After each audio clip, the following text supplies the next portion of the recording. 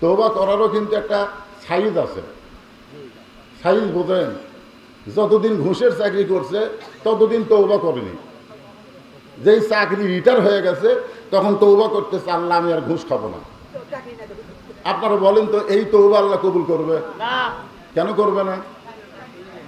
কেন করবে না? কারণ ওর চাকরি নাই। আর যখন চাকরি নাই তখন বলতেছে আমি আর ঘুষ খাবো না, তাহলে এটা তওবা হলো?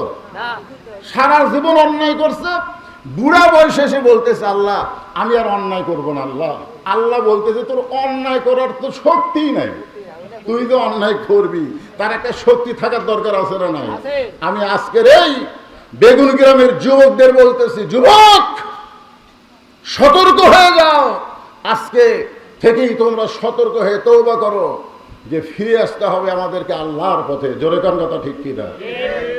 আল্লাহ বলে মুসা আমি আল্লাহর মৃত্যু নাই। কুল্লু মান আলাইহা ফানিউ ওয়া ইয়াবকা ওয়াজহু রাব্বিকা যুল জালালি ওয়াল ইকরাম। একমাত্র আল্লাহ ছাড়া সবাইকে মরতে হবে। জোরে কান কথা ঠিক কি না? এখন সেই মৃত্যুটা তোমার কাছে কেমন মনে হয়?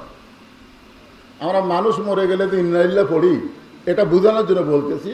মুসা বলতেছে আল্লাহ আপনি আমাকে যত নিয়ামত দান করেছেন, যত নিয়ামত, তার মধ্যে উত্তম নিয়ামতের নাম হলো মৃত্যু।